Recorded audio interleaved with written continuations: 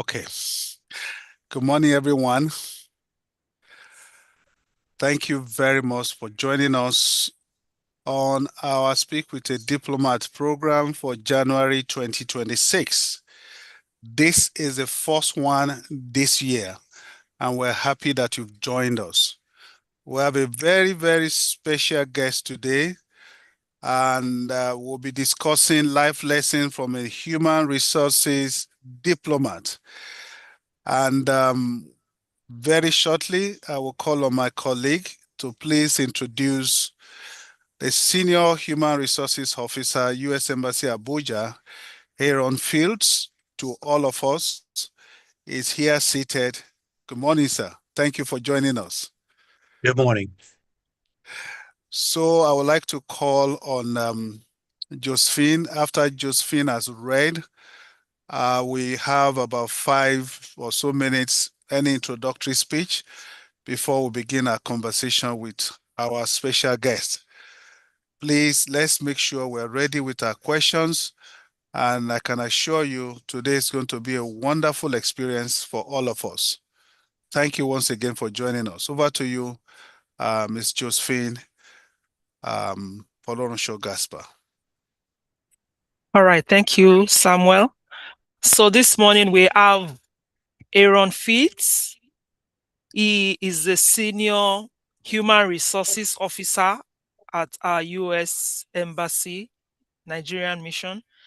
Aaron Fields has been a Foreign Service Human Resources Officer, HRO, since 2007, with many years of experience in human resources. He is currently the Senior HRO for Mission Nigeria.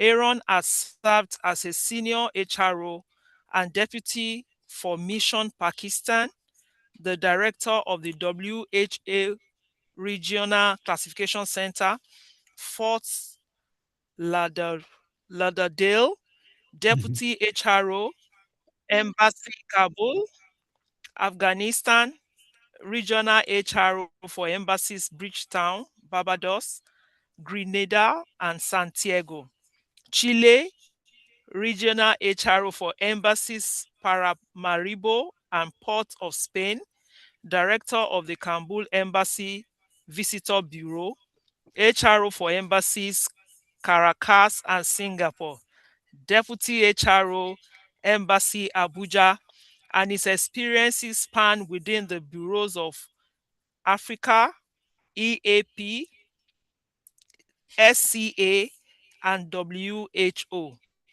Let's join our hands together this morning as we welcome Aaron Fields.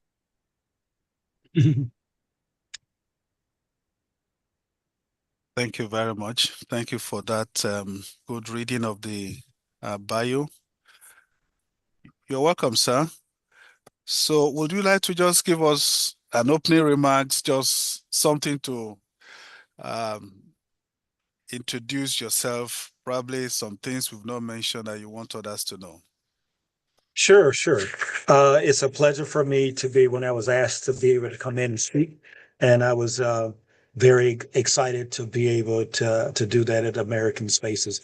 I actually just returned from home leave. I've been here for 2 years. I arrived in September of 2023, and so since I've extended for an additional few years, I went on home leave back to the United States. My home is in Florida, the state of Florida. I actually grew up, my home is in Florida in West Palm Beach.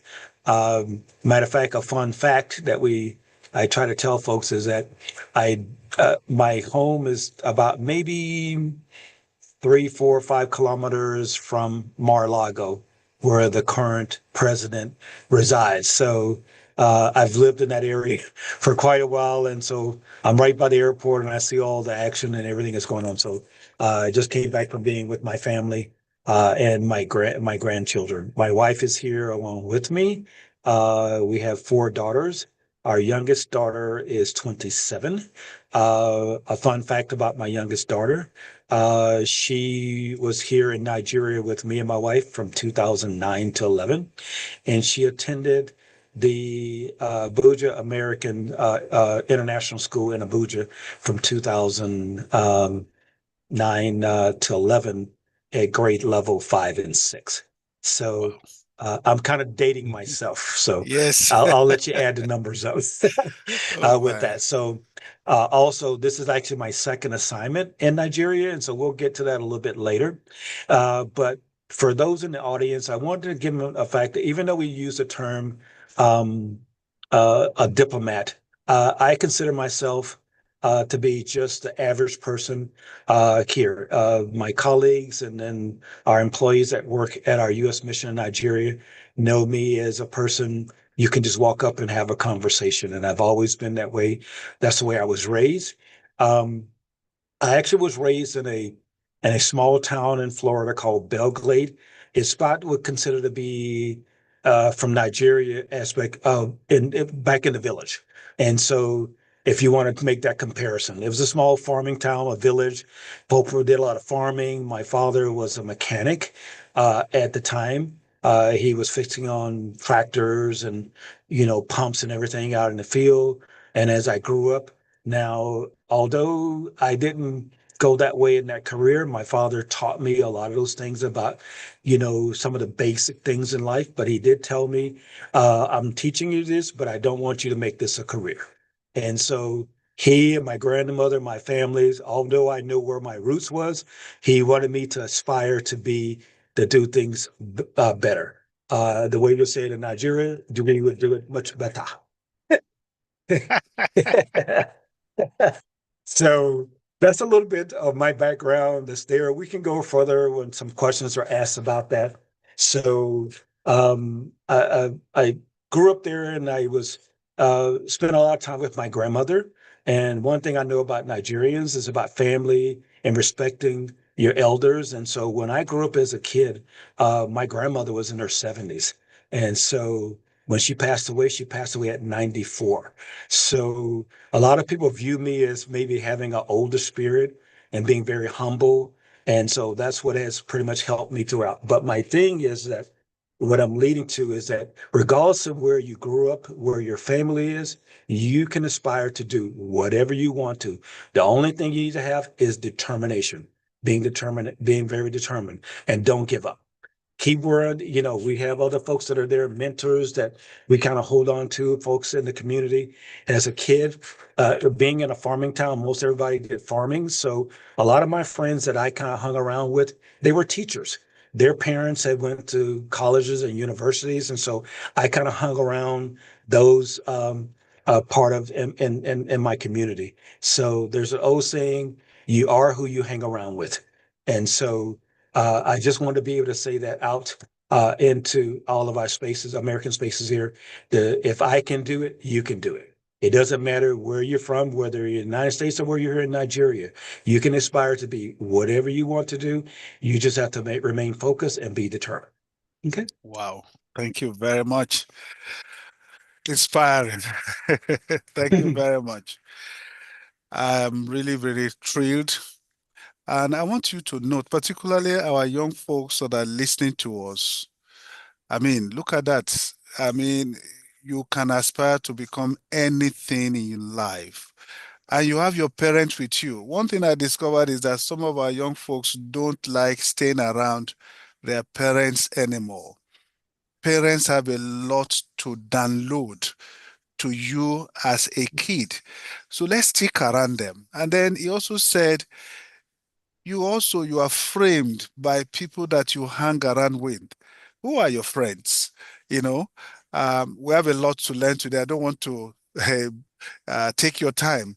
I would like to kickstart this discussion. How did you come about becoming a diplomat? I mean, you could have become any other thing, just like you said. What informed that decision? Okay. As I mentioned, I grew up, and so as a diplomat, this is actually my second career. So it's not my first primary career. I actually started as a diplomat later on in part of my year. So as I grew up, went through college, actually went to a technical school, and then went on to college. But another fun fact about me, out of my entire family, I had five sisters and I had some other brothers. And that's what I'm going to tell you something that's common. And so I had half brothers. So my father was married twice. And so my mother was his second wife. And so we have this blended family. And then a lot of you may have that out there. We have a blended family. And so I'm saying this to tell you, you're no different from me. I'm the same way for you. We have blended families, but that does not define you as an individual. And so went off into the military. I was in the United States Army in the reserves there. And so I completed active duty. I did about 4 years of active duty. I was in my first duty station was in Alaska, went from Florida to Alaska is like extremely cold. It doesn't get very cold here in Nigeria. So you put it this way, it's like going from Nigeria going to over in Germany where all the snow, or Switzerland, and your body goes into this complete shock. So I completed that, came out, and started my career into college, going through there, and then I went ahead and started working for state government at that point when I got out of my 5 years. So my pretty much entire over 40 something years has been with some form of government. So I started with state government, then I worked with city government, and then now the United States government. And so when I left city government, I started in 2007, as you mentioned earlier, as a diplomat, and that was my second part of my career. Although I retired from the U.S. Army, I did not retire active duty. I actually joined the reserve. The reserve is what we call our part-time military people. And I did that for like the next 15 years. And then so I retired from there. So when you look at the two careers and add them together, that almost will give you my age. I probably don't look as old as I am. That's So true. I mean, when your youngest is about So, 26. so, so if you go and look at it, my birthday is coming in a few months and I will be 63 years old. And so Wow. so a lot of people tell me I do not look like a You future do. 63-year-old. And so you're only as young as you feel, and I keep continuing to move along, and I do things to help everyone, no matter what. So even here in the environment, I do things to help, not for the fact that it's going to bring me glory or whatever. It's being there to be able to help the community, help the staff, help the local staff that is there. So I do it for them, not for my fame. And so my thing is, whatever I do to help others, then I will begin picking up my blessings. And then your blessing is whatever faith you have, that's your blessings. And so you're blessed through others, and you help others, and then blessings will come. And it's not only just for me, it's for you and your families. It will go down into several lower generations and higher generations. And so you're being there to help others. So that's mainly where I am, and as part of that. So I hope I answered most of You your did. question. You did. You did. Thank you very much.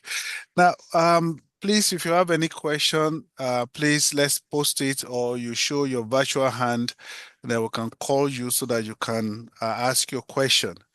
I'm curious to find out what made you decide to serve in Nigeria twice? So Nigeria, interesting. people have this impression that Nigeria, so what's the interest? What's the motivation? So Nigeria, when you look at from the outside looking in, of course, I'm an American, and I've been in so many different places out of it and outside the world. And I was here. This was my second assignment. My actually first assignment was in Singapore, the island of Singapore over in Asia, and so Nigeria was my second assignment. And it's the people of Nigeria and the staff that work for me. It's just a culture. Everybody is very welcoming, inviting, and I pretty much felt like home.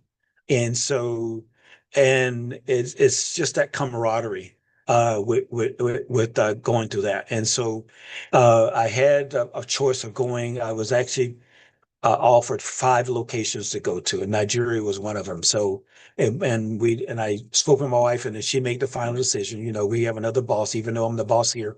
But if you're married, you have another boss. So I let her make that final decision. So it was between Nairobi, Kenya, Nigeria, Cairo, Egypt, it was Manila, Philippines, and Amman, Jordan. And so out of those five, the winner was Nigeria. And so that's why I'm back here. And I've enjoyed it. I've been here for another 2 years since, and I've extended for about another 18 months, and then I will retire from here from the Foreign Service as a diplomat. Wow. Let's put our hands together. Okay. I can see a question on the chat box. How can you develop a career in HR speaking from your experience? That's very interesting. So my thing is, you may see a lot of people in HR in the old days, they call it personnel. But listen to the title, human resources. It's about people. If you're not a people person, then my personal experience is not the career for you. You have to be able to be there for the people, to be able to help, generally be concerned, and to help them do that. So my philosophy is that although I do a lot of the hiring, the firing, culturally in Nigeria you call it sacking, I try to stay away from that. And so if somebody has an issue, I will bring them in and it's like, what is going on? I literally talk to the person and try to find out what's going on with them, because sometimes there's personal things going on in their lives, and if we can adjust and do that. And so I enjoy doing human resources. So if you're a people person and you like helping folks to do that, then it's almost like being a community organizer. You're just doing it for a specific company or organization. And then so that's how I say if your goal to do that, then it'll be a very good career for you. Very rewarding. Interesting. You have to be a people person. That's interesting. Yes, can please just help me watch in case we have virtual hands raised. And I have another question from Maiduguri. Just 1 minute. He said, what is one piece of advice you will give to a younger self about navigating career challenges and personal development? Interesting question. In my younger days, and then it's probably the same, no different from others. Sometimes, we look at careers and we aspire because maybe we have a connection with others that are also doing those careers, but it doesn't necessarily mean that that's going to be the career for you. So, of course, we move from career to career. Some people come in, they aspire to be there. Maybe that's part of their family. They've been doing it for years. Say basic things that, like, maybe you grew up in a village and your father was a farmer and you enjoy doing that and you aspire to be that as a career. Or you may grow up in a family that's professional, maybe a lawyer, a doctor. But just because you grew up in those families does not mean that you can't aspire to be that, for that farmer to be the lawyer or the doctor or the teacher.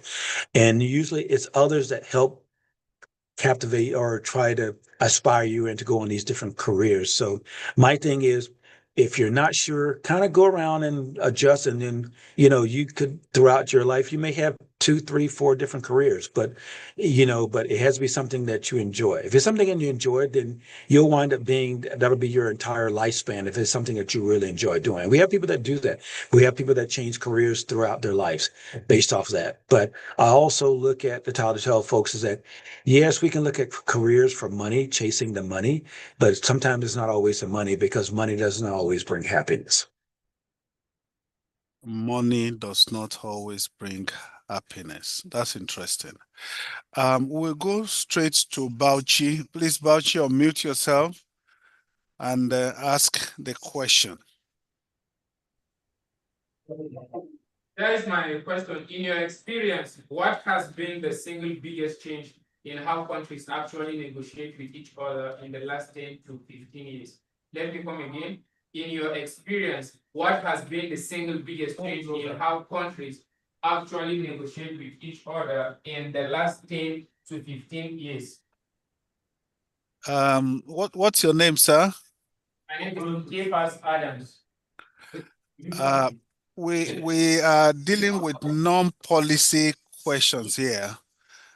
We want you to speak to the facilitator, the guest for today, about him and not the country. I don't know whether you got what I mean. We're discussing his experiences. Do you have any challenge in terms of you as corpers, you should be interested in HR, because by the time you finish your service, you want to get a job, So those are sort of questions. Then about his life. Actually, in American Center, let me give you this as example. I have two people send their questions here, which is exactly the same questions. What are the challenges that you faced as a diplomat and as a senior HR? What are your challenges, especially being in that position where you have to discipline people, where you have to give people award? The same person giving people award, the person discipline people, Exactly. As in Nigeria terms, uh,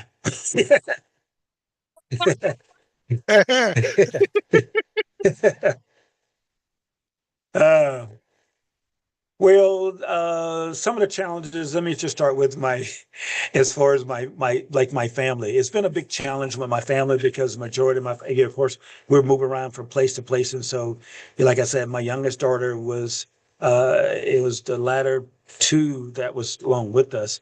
And so the difference between my youngest daughter and my next oldest daughter is about 8 years.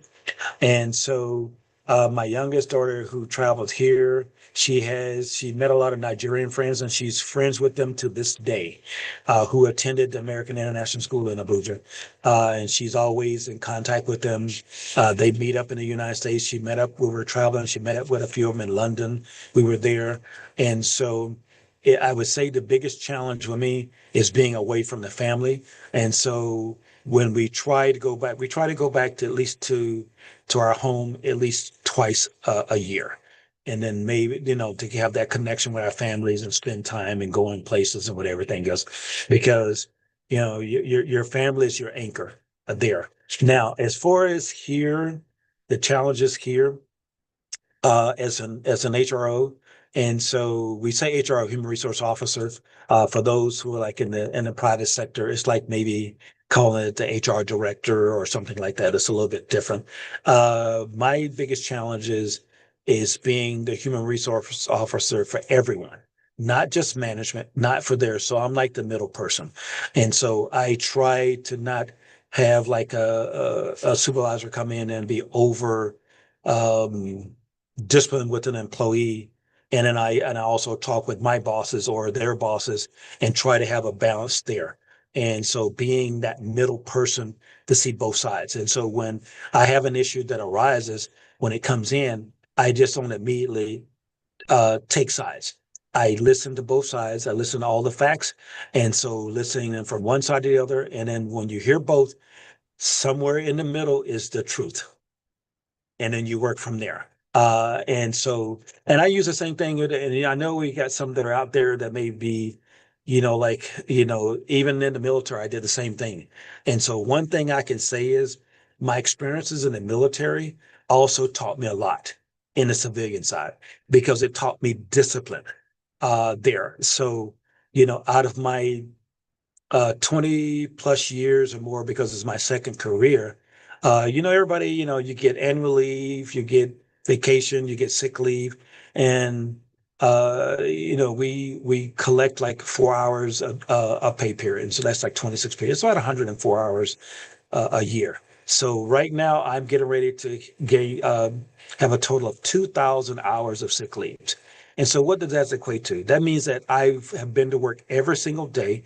If I was sick, I was actually sick to where I could not come to work or they had to push me away. And so it's about that determination of doing your job, doing the best that you can, and don't be concerned about others. Because if you're looking to do a job I would say, to impress others, you're going to have a hard time. Do it because you enjoy what you're doing, and then learn from those experiences. And so I would say a lot of my experiences as an HRO and then with discipline started from when I was in the military in there, because I was not an officer. I was an enlisted. I came in at the lowest level and I retired as the highest, one of the highest ranking enlisted as a command sergeant major, with Wow. that. But I don't boast that. Most people, when they bring it up, I tell them that so they don't know. And so I call that transferable skills. And so you take from one job into the other, they won't be exactly, but they're transferable skills that you can use in any other job that will help aid you to keep climbing the ladder in your career, whether it's the same career or a different career. So we go straight to Bauchi for another opportunity. Then we'll go to Enugu. Go ahead. Okay, sir. During your stay here in Nigeria, what are some of the Nigerian dishes you enjoy a lot? Like your favorite dishes or your favorite dish in the Nigerian food? And probably in addition to that, do you have special Nigerian dresses? Have you worn them before? Yes, I think I got part of it. I'm trying to increase my volume because I heard pieces of what she said. Let me see if I can increase my volume a little bit here. Okay, sir. I said, what are some of those Nigerian dishes that you enjoy? Like our Nigerian food. Do you have some favorite Nigerian meals? Yeah. Okay. So as relates to Nigerian meals, as a kid, I grew up, I was a very picky eater. So one of the main dishes, and I think everybody loves is jollof rice. And so I love jollof rice. And so I have a lot of um, friends that are here in Nigeria. I also have some Ghanaians and some from Sierra Leone. And then I went to a party sometime last year where everybody brought all their dishes. And so they brought in 3 different dishes, jollof rice from someone good from Ghana, Sierra Leone, and from Nigeria. And then they said, okay, which one is better? So I'm like, okay, they're all my friends. I don't want to really say which ones, and then I don't have any more friends. So, but I could tell you each one has a distinctive taste for that region. One thing that starts me is that I don't care for a lot of spicy foods, and I think a lot of it has to do with the health reasons that I can't eat a lot of spicy foods. But so if I usually have someone that makes some for me here, they will kind of minimize the pepe and all those other spices. Have you been able to wear any Nigerian garb, adire or what have you?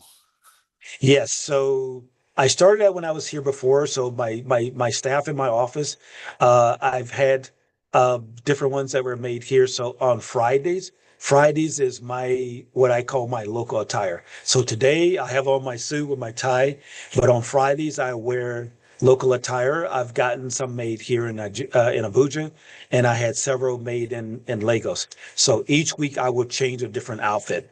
The only ones that they haven't been able to get me yet is the one I can't remember the title. Is one with the one that you kind of throw the sleeve over, Agbada. and then Babariga. Yes, and then the hat. I've never been a hat person, so everybody says, "Oh, you need the hat or whatever," and I'm like, I just wear the outfit. I don't touch the hat because the hat's a symbol depends on which tribe and what state you're from, and I was like, so I don't do hats. So that way I keep all my friends and colleagues. The hat, what we call the cap here, there's some ways. If you turn it to the right, it means something. If you turn it to the front, it means another thing. Exactly. So thank you. Oh my very God. good, very good question. Thank you very much, Bauchi. Very good questions. Can we quickly go to Enugu, then American Center, Lagos? Enugu, please unmute yourself and ask your question.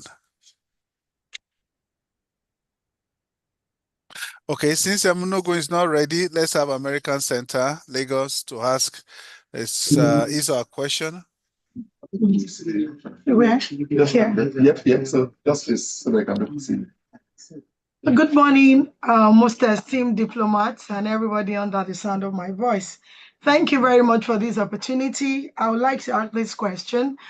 And I'm asking this question because I run a technical vocational training center, and I've done one or two projects with United States for African Development Foundation.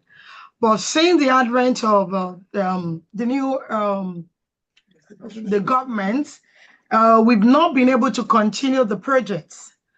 And I would like to ask this question. What funding or capacity building opportunities now exist for local organizations working in skill development program and women empowerment? Okay, that's not for our resource person today. I will answer your question when I come back to the class that we're having today. We're dealing with non-policy, non-program questions. Mostly we're dealing with HR and the experiences of our resource person. Thank you very much. Thank you. Enugu, do you still have question? We have question on the chat box. Okay, Enugu, please unmute yourself before we go to the chat box. There are still other questions in the center here as well. Yes. Okay, we'll come back to. Yes, quickly, we have to wrap up in 10 minutes. Yes, okay. Enugu, go ahead. Okay, thank you, sir, so much for your insight so far. My question is, given that Nigeria faces a lot of brain drain, from a diplomatic perspective, what do you think are some strategies that the Nigerian government can adopt to reduce brain drain and not restrict mobility, like traveling out to study and learn? Now, again, that's not the question, the kind of question we're taking here. This is, you are meeting a diplomat discussing non-policy. You are trying to bring us to policy issues. All right, let me quickly go to another question. Please, could you offer practical tips on how to navigate job interviews as a young university graduate? Okay, that's a very good question because over my career, I've been in different setting in interviews as an HRO, been in myself. A lot of things that I would say if you're job seeking or doing interview, I call it do your homework. If you're trying to say, I'll give an example. Maybe in it's IT and you're in Lagos and you're trying to interview with Microsoft and you want to be able to interview with that company. Prior to the interview, you need to do your homework. Do some research on the company and find out what about what is their mission, what are they doing. In addition to that, if it's something in IT, maybe look at some of their innovation and do the homework on that. Sometimes when you're applying for a position, they may put a description of the position. What are some of the things, and that's their expectations of you in the job, and do your research on that. And so a lot of times your questions in the interview is going to come from that job description and how does your experience relate to what they're doing. A lot of times when you're completing our application, and this will be for anyone, if you're applying for a job and in the description, it asks you like 5 questions. Do you have experience in A and B? And then you answer that question. But when you answer, your answer is all the way down to XYZ, and you never answered the original question. You have to answer the question because this is how a lot of applicants are screened out and they do not get an interview because they don't answer the actual questions about their experiences, the qualifications. Granted, I know we go off faith, and then it may goes in and says that we're looking for maybe a 2-year college degree or whatever the case is, but a lot of places will use experiences. So you may not have the degree, but you have experiences in that area. So you want to talk about your years of experience and then kind of equate to that. So you can have someone not have a 2-year degree, but they have 5 years of experiences, and you want to talk about your experiences and mention in there whether or not, you have the degree. And then so That's what's going to help you. And so that's my tip as far as interviewing for positions that you may, and then the way it may be for even with the U.S. Embassy or our consulate in Lagos. Because right now, a lot of companies are using software when you ask the questions. You're going in some of these internet cafes and you're completing these applications, or you're putting in a resume or CV and you're not adjusting. I tell folks they need to have what's considered to be a digital resume so they can adjust that resume back and forth to that particular job. But if you're taking that same resume and going to use it and say, you're looking for an IT person, but your resume talks about being a gardener or something of that nature, it's not going to get you anywhere. You're going to have to adjust that. We have people that are gardeners that went to college and then they have that experience, but they never mention that. So be careful about how you're doing that and making sure you answer those questions, because the new systems with AI, it will actually disqualify you without even getting to the HR person. Thank you very much. Calabar, do you have any question for our guest today? Okay, so the person said it just responded to the same questions, huh? Thank you very much. We'll go back to American Center, Lagos. American Center, Lagos. Speak up. Speak up from there. Okay. Sir, as you said earlier the other time that we frame from the people we hang around with. So is there any way we can choose people we hang around with? Because I think that one is matter most.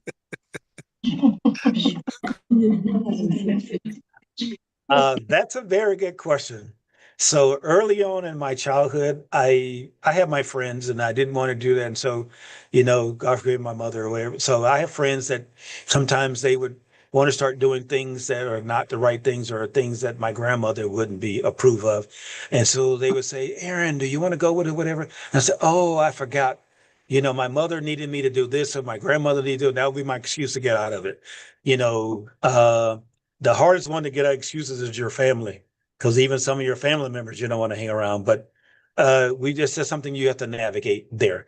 But I don't mean completely disassociate yourself with everyone. Just be selective of the things that they may be doing and go to those events or activities that you would want to do, because sometimes you will hang around with folks that do something in your career and you are associated with them. And so we have a term in the US, they'll say guilty by association. And so be very selective who you hang around with. And then believe it or not, sometimes that carries for years to come. And you don't know who knows someone. In the US, our system keeps track of, activities and, if you're in trouble. But sometimes, like in Nigeria, it's not necessarily where you have a database to keep that, but it's going to be word of mouth. And so sometimes by the time you go for an interview, your reputation will reach the interview before you do. Your reputation will go ahead of you. Wow. Yes. Any other question from American Center? Thank you. My question is this: as a teacher, being in a classroom for a long years, how do we navigate or how do we move to being an HR person? Let's assume I'm a mathematics teacher, and I decide to I don't want to be a classroom teacher again. I want to have a consulting firm where I'll recruit for schools and the rest. Will I need to go for another course? Or how should I translate from being a classroom teacher to HR? In addition to that, Aaron? Yes. I have another question here also, which is related. It says, with a PhD in social work, it's talking about transitioning the career into HR. So the question here is, how do you transition? You've shared your experience from a military background to HR. So how do one transition to HR as a field? Okay, excellent question. So let's start with the teacher. So although you're a teacher, but you actually have a quality that's in human resources, and we call those trainers. Teachers are trainers. We just don't call it a teacher, we call it a trainer. These are the ones that go in to develop different training classes. I have someone in my office, I have 4 units, and I have a recruitment session, and I also have a training coordinator. And these are the ones that do all the training. So human resources like expanded into different areas. And so a teacher is a perfect dynamic to switch over in there. Now, granted, in order for you to probably transition into that career, you may have to take some specific courses, if depending on the degree and how it is, but you should be able to transition. And now, being able to call yourself a trainer or a facilitator, and then all that. And then companies are always having new things going on, new software, new programs, new policy, and the trainer is the one that help navigates through that. And so a teacher is one of those perfect transition careers that can help with that. Moving on to the social worker, that as well. I'm somewhat a semi social worker because I'm always sitting in. Prior to this meeting, I had to go in and sit in a meeting with 2 of our supervisors with an employee who they wanted to reprimand in as being a counselor. As I mentioned or earlier on, is like you may have someone to do an infraction, but it's not just penalizing or trying to do any different action on that person, but finding out what was the reason and why did they do that. There's always a backstory to things. And so being a counselor would help you to be able to find out the root of whatever the issue is and help guide that person through so that they, the thing about in the workplace, when you're talking about disciplinary action, it's not to punish you. It's not criminal. It's to correct a behavior. And so what I try to do is try to find out why did that person do that? Or maybe they didn't come to work and they were always out sick and abusing sick leave, whatever. And I'm like, what is the reason why you're not coming to work? And what is the reason why you're not showing the work up on time? One person, the reason wasn't showing up on time because they were trying to get their kids to school.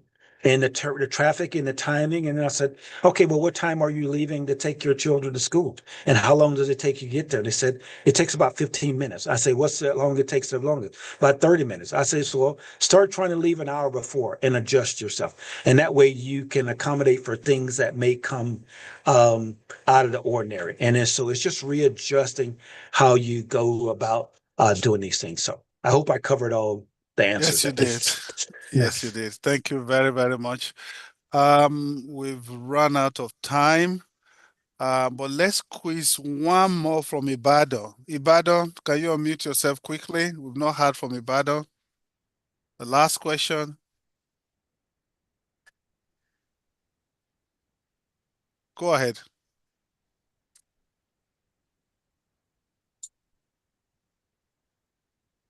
We can't hear you. Sorry, we can't hear you. You are muted. Okay. Try again. Oh, sorry, we can't hear you.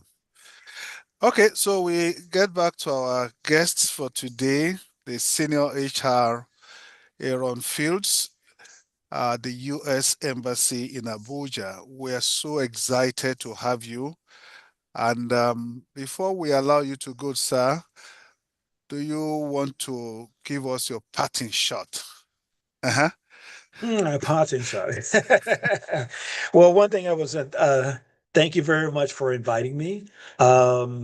We had my deputy did this last year, and he is actually from Sierra Leone and migrated to the U.S. to become a U.S. citizen, and so he had a dynamic as being born on the continent of Africa and then migrating, and so he was able to talk to that aspect. With mine, I was able to talk about my experiences in the U.S., but also using my experience and in transferable skills and a bridge between military and civilian life and how those can commingle with that. And so being, a lot of people look at having military service. And I know here in Nigeria, you have a certain amount of time that you do for the military when you become of age and doing that. But don't look at it as a drawback. Look at it as a way of experience to build, dependability, understanding, dealing with discipline, and then that will help you throughout your career. And so to use it as a bridge. And so, like I said, there's always transferable skills in everything in life, not just for a job. There's also transferable skills in everyday life. Whether you're a homemaker, or you're a wife, or you're cooking and whatever, you can use a lot of that skills and being able to do that in whatever you want to be able to do in life. With that, we come to the end of today's edition. Please, let's put our hands together for our guest today. Thank you very, very much. For everyone who has joined us today, we're so excited, and thank you for your active participation. Being the first one this year, this is a good start for us. So I want to thank every one of you.